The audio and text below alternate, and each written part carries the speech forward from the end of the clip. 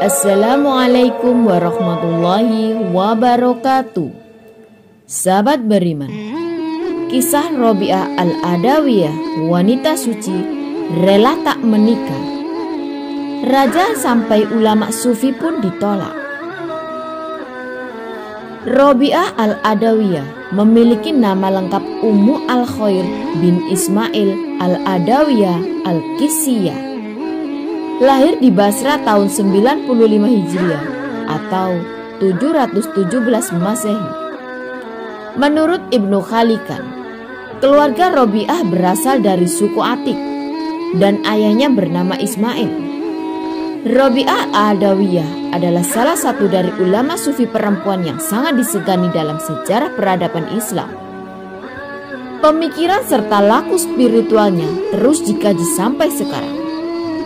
Berbagai macam kisah hidupnya pun sudah banyak dikupas serta ditulis dalam banyak buku, termasuk soal ajaran cinta, mahabbah.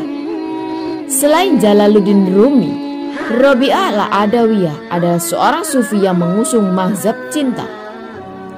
Cintanya kepada Allah Subhanahu wa Ta'ala begitu dalam dan kuat, sehingga ia tidak mampu mencintai yang lainnya karena cintanya hanya untuk Allah Subhanahu wa Ta'ala. Robi'ah menyembah Allah Subhanahu wa Ta'ala dengan dasar cinta, khub, bukan karena takut atau harap, roja dan kauf, sebagaimana kebanyakan orang.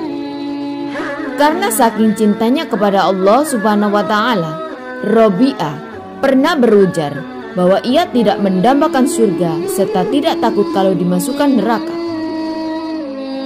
Robi'ah dikenal sebagai hamba yang sangat patuh serta taat kepada Allah Subhanahu wa Ta'ala. Bahkan setiap hembusan nafasnya selalu diiringi dengan zikir kepada Allah Subhanahu wa Ta'ala. Dalam urusan beribadah kepada Allah Subhanahu wa Ta'ala, ia adalah orang yang sangat istiqomah.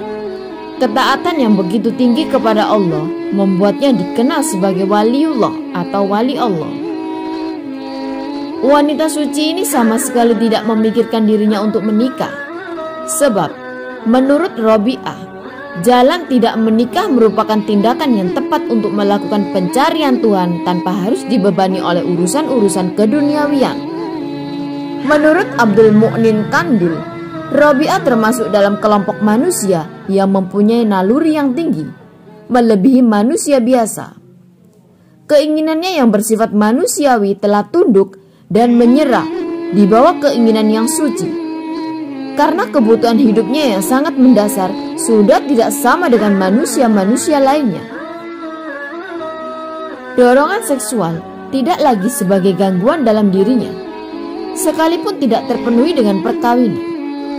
Kondisi demikian dalam psikologi dapat disebut dengan substitusi, yaitu suatu cara untuk menghilangkan sebab-sebabnya. Keinginan Robi'ah yang bersifat manusiawi telah dialihkan atau dipuaskan dengan rasa cinta kepada Allah Subhanahu wa Ta'ala.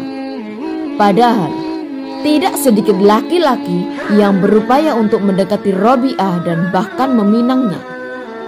Di antaranya adalah Abdul Wahid bin Zaid, seorang yang dihormati dan berpengaruh dalam masyarakat pada waktu itu. Abdul Wahid meminta temannya untuk menjadi perantara kepada Robi'ah. Namun ketika perantara itu menemui Robi'ah, kemudian berkata, "Wahai orang yang bernafsu kepadaku, carilah wanita yang bernafsu sepertimu." Laki-laki lain yang pernah mengajukan lamaran kepada Robi'ah adalah Muhammad bin Sulaiman Al-Hashimi, seorang Amir Al-Basyah dari Basra.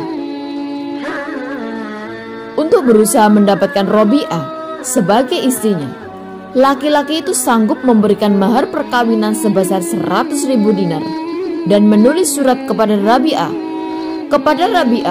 bahwa ia masih memiliki gaji sebanyak 10.000 dinar tiap bulan. Tetapi dijawab oleh Robi'ah, "Aku sungguh tidak merasa senang bahwa engkau akan menjadi budakku dan semua milikmu akan engkau berikan kepadaku, atau engkau akan menarikku dari Allah meskipun hanya untuk beberapa saat." Dalam kisah lain disebutkan, ada laki-laki sahabat Rabi'ah bernama Hasan al-Basri yang juga berminat sama untuk menikahi Rabi'ah. Bahkan para sahabat sufi di kota itu mendesak Rabi'ah untuk menikah dengan sesama sufi pula. Karena desakan itu, Rabi'ah lalu mengatakan, "Baiklah, aku akan menikah dengan seseorang yang paling pintar di antara kalian." Mereka mengatakan Hasan al-Basri lah orangnya. Setelah itu datanglah Hasan al-Basri menemui Rabi'ah dan mengatakan untuk menjadikan Rabi'ah sebagai istrinya. Rabi'ah kemudian mengatakan kepada Hasan al-Basri, "Jika engkau dapat menjawab 4 pertanyaanku, aku akan bersedia menjadi istrimu." Hasan al-Basri berkata, "Bertanyalah, dan jika Allah mengizinkanku, aku akan menjawab pertanyaanmu." Pertanyaan pertama, kata Rabi'ah, "Apakah yang akan dikatakan oleh hakim dunia ini saat kematianku nanti? Akankah aku mati dalam keadaan husnul khotimah atau su'ul khotimah?" Hasan menjawab, "Hanya Allah yang Maha mengetahui yang dapat menjawab." Pertanyaan kedua, "Apa yang akan Anda katakan jika ragaku telah diletakkan di bumi pemakaman dan telah menanyaiku mungkar nangkir? Apakah aku mampu menjawab pertanyaan darinya?" Hasan menjawab, "Hanya Allah yang Maha mengetahui." Rabi'ah al-Adawiyah mengajukan pertanyaan ketiga, "Jika manusia telah diarak di akhirat kelak, masing-masing mereka menerima kitab amal perbuatannya, dan aku telah benar-benar menerima kitab amal perbuatanku. Di tangan mana aku akan menerimanya? Apakah tangan kiri atau tangan kanan?"